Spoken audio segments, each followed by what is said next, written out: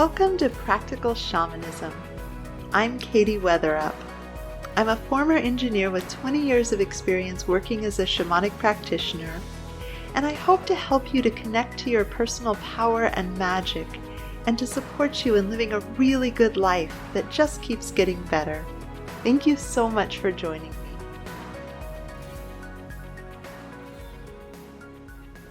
So in this episode, I'm excited to talk about this concept and technique of wanting for what you have.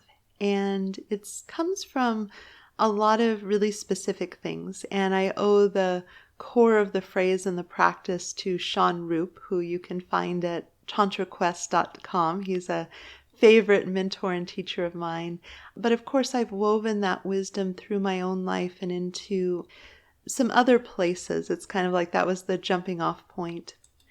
And then I ran with all of the introspection. So the notion of wanting for what you have is that we often have this longing inside of ourselves for wanting for what we don't have. So one of the things that exacerbates this a little bit is the world in which we find ourselves. And so there's an unattainable amount of stuff. And even if you had unlimited financial means, you would still be constrained in terms of space and time. So, you might have to choose between going to this foreign country or that foreign country, or spending time with this person or that person. There's a phrase in the polyamory community of polysaturated. And it just kind of means that the person is at capacity. They have all the people that they can possibly date. So even though they have open relationships and agreements, they really cannot bring in any new people and still have the time available for those people. Their schedule is full up, which is kind of a funny concept because a lot of people think, oh, polyamory, unlimited. And, it's not actually the case at the real practical nitty gritty if you're doing it with presence instead of just random promiscuity. And there's nothing against random promiscuity, like totally pro, like do what you want to do as long as you're in integrity with the people around you. But there's a limit even with that of how much time you can devote to various things. So in our journey, we have this wanting and longing that is exacerbated by capitalism. And don't get me wrong, I am pro-capitalism. I like pro-capitalism. I work with capitalism really well. And like many things, I believe it needs adult supervision. So I like the concept of saying, have it be the servant, not the master. And what I mean by that is in terms of advertising is designed to poke the buttons of your deepest longings and make you feel that you can have the thing you want. So one of the things I find really interesting is high-end car commercials. So you have Lexus or these other high-end cars, and most of the people who can afford these high-end cars are people who are probably working a lot of hours. So if you're a lawyer, for example, you may end up working a lot of hours. If you're a CEO of a company, you may end up working a lot of hours. And these car commercials are always about freedom and adventure and, being able to go where you want to go. So somebody who's working a 60-hour work week and making really good money so they could afford the expensive car might have a really profound longing for more freedom and adventure and change of scenery. And so the potency of these commercials, I think, is really effective. They're associating in the brain because the brain deals a lot more in pictures than words. Pictures predate words by quite a lot in terms of human design, says the woman gleefully in a room by herself talking into a microphone. But I digress. So in terms of capitalism, there are all these things that we really want to be aware of because they're producing longings that might be for something else. And having a process before you purchase something of just really being able to check in and saying, am I wanting a little chemistry hit? I've learned to ask myself that question about, just going in and having that little chocolate covered almond while I walk past the kitchen because I work from home, And a lot of times it's not that I'm hungry, I'm a little bored, I want a chemistry hit. And so I hid the chocolate covered almonds in a completely different cupboard so that I would stop the process of automatically eating one at random. Not that I'm against chocolate covered almonds, I'm just against mindless for the chemistry hit eating of chocolate covered almonds for my personal life, for me as an individual. And so being able to kind of take that breath is really helpful and discern, because we're balancing in our spending choices. And when I talk about our spending choices, this applies to the time that we have. We're fixed in time. We only have a certain amount of time. If you're more sensitive and introverted, you probably also have a limited amount of energy. So the amount of environments with a ton of people that I can be in without needing to kind of, isolate and restore as an introvert is a limited budget. I have a limited budget for the stimulus of being out in public before it ends up costing me something. It doesn't mean I can't navigate those environments. It doesn't mean that I don't like people or have enjoyment. I've had people be really surprised I was an introvert because of the enthusiasm I can have for being around other people. But I'm like, oh yeah, I replenish my energy with alone time and downtime and, need to drop the stimulation. So they just don't see the, me happily alone on a Sunday hanging with my cat and the neighbor's dogs and the pepper tree in the front yard. So in some ways it's easiest to talk about money, but again, we also have these budgets for connection. If you spend time with this friend, you may not be able to go as deep with this other friend. And, sometimes it can feel really lonely because people who genuinely like you are just full up. Their budgets are full, which is part of why being a really good initiator, if you're wanting more social connection, is a fantastic skill to have. I think that there are people who long for connection who don't initiate because have gotten the story in their head that it should be a 50-50 thing. And if I reached out and called, they should initiate the next phone call. And the truth of it is, people are just better or worse initiators. And so if you don't actually have a need for someone to initiate, if it's enough that if you say, hey, let's do the thing, and they say yes, there's some keys to the kingdom of getting to choose who you hang out with in a much bigger scope. You'll have a much bigger playing field than someone who waits to be invited, if that's something that you want. But regardless, no matter how skillful or time managey or anything else, we're always making choices. And the longing and what sparks our interest and what appeals to us often exceed what's available. I balance that when I'm like, I'm inspired to make a podcast and it would be cool to sit outside with the neighbor's dogs. And, I'm balancing, and ideally I do some of each in terms of my life. But I might give up the space of time for something else. So when we have that feeling of longing come up, and it could be a feeling of longing that comes from our core soul essence saying, hey, this is important. If I were sitting down with my review kit committee at the end of my life, after I'd lived my whole life and I was sitting down, what is it that would really put a big smile on my face?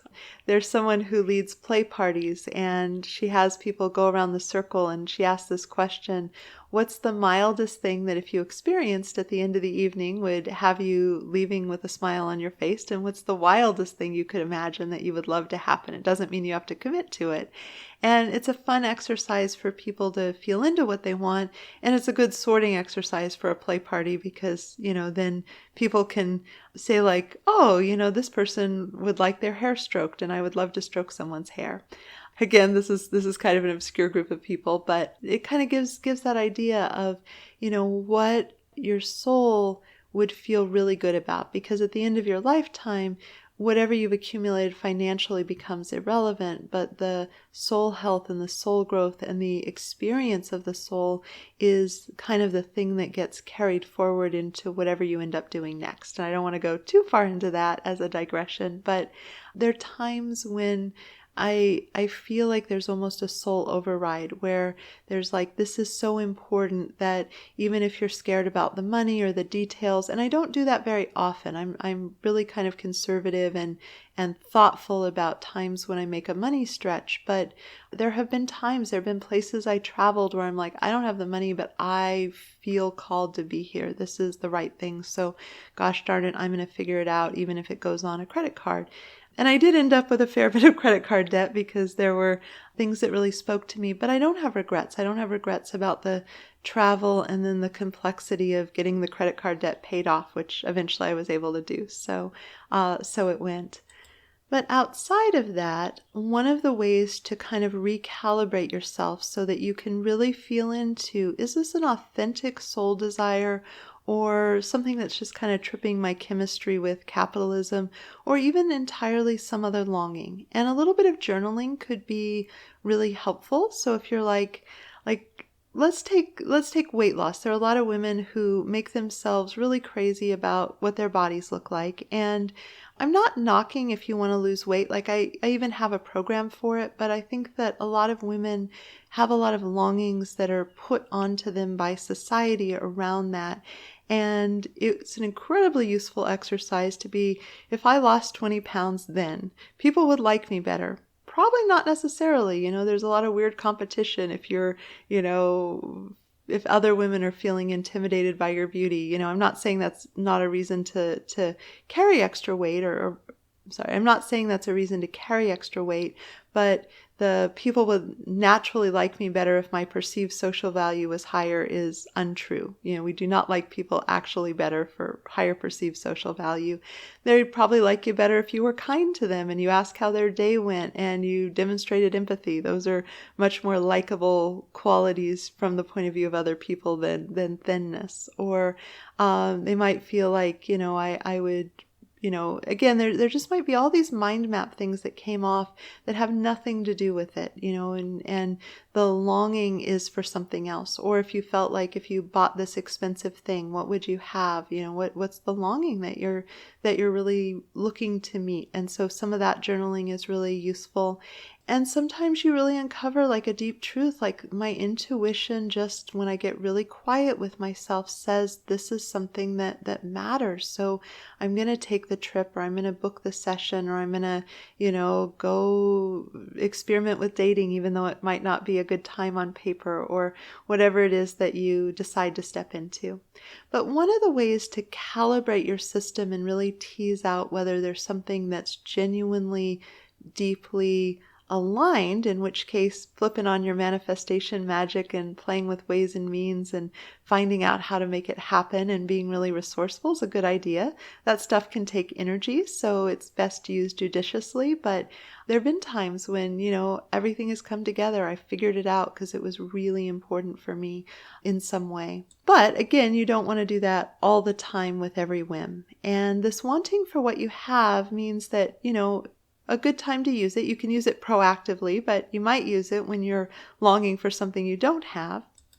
And then you can look around at your life and see what it is that you really, really love that you do have. So if I'm longing for a piece of jewelry, there's this woman who makes these beautiful wire-wrapped Herkimer diamond pieces, and I have a great number of the ones she has, and she's always creating new things. And there are a number of them that I have not purchased that I would still love to have because they're so beautiful, and I might get caught up where I'm like, oh, I want. This has a magic of the energy that comes together. But then I might go look at the jewelry I have and just be with, oh, I so want this beautiful Super 7 wire wrapped with a Herkimer diamond. I want it. And I have it. And there's this breath of expansion. So letting that longing as though you don't have it really build up, and then seeing that you do and letting that experience flow into you. And you could do this about relationships, really wanting that partner if you have a partner, and then going like, oh, my husband's the best, if that's the relationship that you have to this person, or whatever you have that you really love and value in your life. Running those circuits in this really, really different way is super helpful. The other thing that's really powerful about this is it thwarts what's called hedonistic adaptation. So one of the things that it's kind of a trick. A lot of people have really good life circumstances and aren't particularly happy, and nothing is particularly wrong. Very common human problem. And I took a whole class on this. It's called The Science of Well-Being. It's from a Yale professor. It was super good course. Loved it. Geeked out. Very, very cool. But it turns out that humans are really bad. Like what we think will make us happy and what actually makes us happy are different things. And one of the problems that gets in the way is we get used to being happy. So we have the car that we long for, but then we get used to it. So we don't have this gratitude and joy every time we get into the car. And if you do, it's cool. It really is providing something, but often we get used to it. Even finding our soulmate and being married to someone, there's an initial happiness with a working relationship, but then we get used to it, and our levels of happiness often go back to what they were before this person came into our lives, even when the relationship is good and working. And there's specific exercises you can do that she goes into in the course to thwart that, so you get back to feeling love and gratitude and delight at a partnership that's really successful for you. But this process of wanting for what you have is a really good way to flip your brain. It's a really good way to hack your chemistry. It's a really good way to feel into the abundance. It's a really good way to interrupt if there's a little chemistry cycle where you're just wanting to buy something for the serotonin hit. We get good neurochemistry when we push, buy it on Amazon. And it's good to provide that part of us with adult supervision. I have a lot of awareness of really wanting to invest in the things that are the right things for me, are the things that truly create the structure of my life that is most aligned. And as someone who, has accumulated a lot of stuff, I'm discerning about the crystals I buy now, because it's going to be tricky to find a place where they'll fit in my house. And I don't think it's responsible to rent a bigger place in order to display more crystals. I don't think that would make me appreciably happier. So, there's a discernment in that. So it's a simple process. It gets you back to being happy with the things that really make you happy, which we lose track of naturally if we don't do something. And this wanting for what you have is a really simple practice, but it's a really powerful one. And it can help you to have the map where you get really clear on feeling abundant and feeling joyful and feeling happy with what you have. And then a lot of clarity can flow in about what you don't have that's worth turning on your resourcefulness, turning on your brainstorming, having conversations, being committed to the things that truly would make a difference, that are soul longings to have a particular experience or a particular outcome, because there's a powerful compass. We get so much decision fatigue as modern people with everything we have the potential to buy and all the different ways to do us. It's so complicated, and capitalism again needs adult supervision because it's not invested in us making an aligned choice of just buying the right thing and then being utterly content with it and not being interested in buying another thing. I have older cars. I have an SUV that allows me to run around the desert, and a little Hyundai Elantra, and I love them. They both got over 100,000 miles, but they're in good repair. Cosmetically they're a little dinged up, and I love them. I want for what I have. There is no part of me that has a story that I would be appreciably happier with any other vehicle. And that's awesome, because that's a really big purchase. And again, I'm not against people having their dream car. It's just that if they're not going to continue to get happiness, like if somebody steps into their car every time and they're like, oh, I love this. I love that I get to have the car that I really want, and it was within their budget, rock on, more power to you. I'm so in favor of that.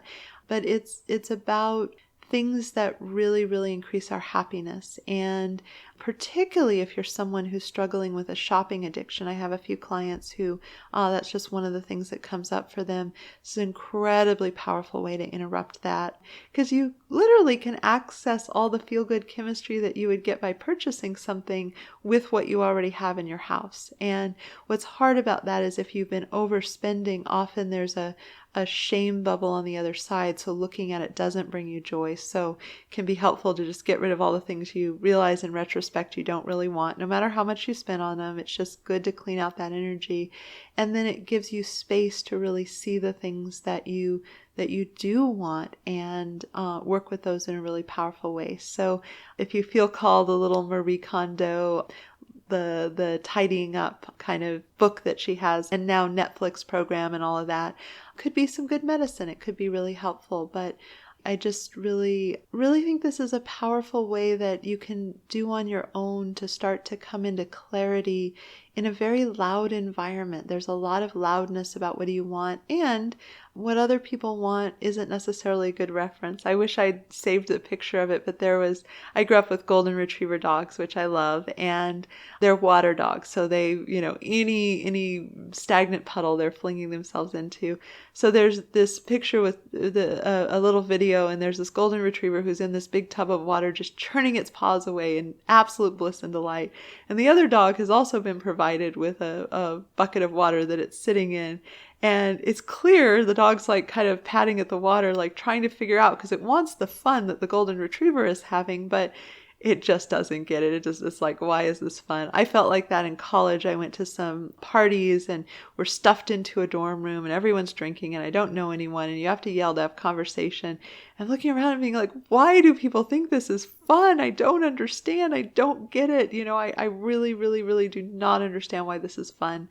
But other people did, and more power to them. So it's not... There's just so much data out there about the relationship of how you spend your time, your money, how you cultivate connection that's very, very personalized. And I'm all for people getting around the miswanting thing, getting around the stories that our old, outdated instincts and our biochemistry tell us about what we want, and into our authentic soul truth so that we can curate a life that is really aligned for us, that's really supportive. I talk about living in the best Katie habitat that I've ever lived in, and there are a lot of things that follow in my life that are really good because day in and day out I'm in the right habitat. I'm in a place that is incredibly aligned for what is good for me. And I had a friend come and stay, and she was going through an end of relationship cycle, and she was all alone and she felt really lonely. I'm like, oh wow, being in a hot tub under the stars looking out at the expanse of space would be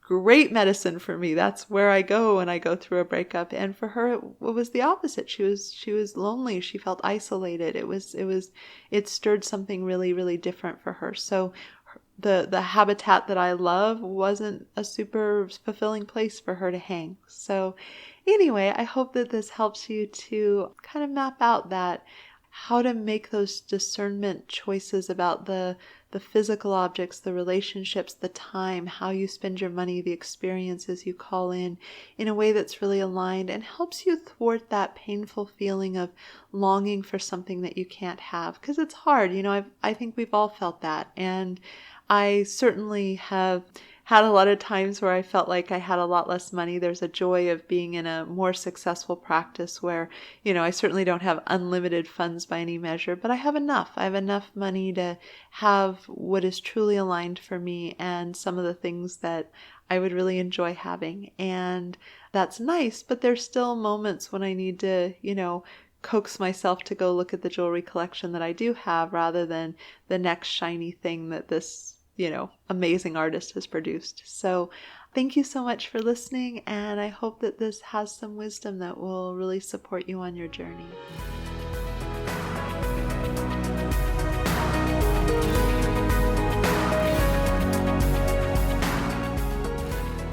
Thank you so much for joining me. To learn more about me and my work, please visit my website at handsoverheart.com. There you can join my mailing list for access to free bonus content in the members-only area. If you've enjoyed this, please consider subscribing and leaving a review. It would help me out a lot. Also, a special thank you to my patrons for your support. You offer me the time freedom to work on passion projects like this one. If you'd like to receive personal shamanic support from me and my team of guides, please consider joining my Patreon community. You'll find the link below. And again, thank you so much for listening. This is Katie Weatherup, wishing you wholeness and happiness.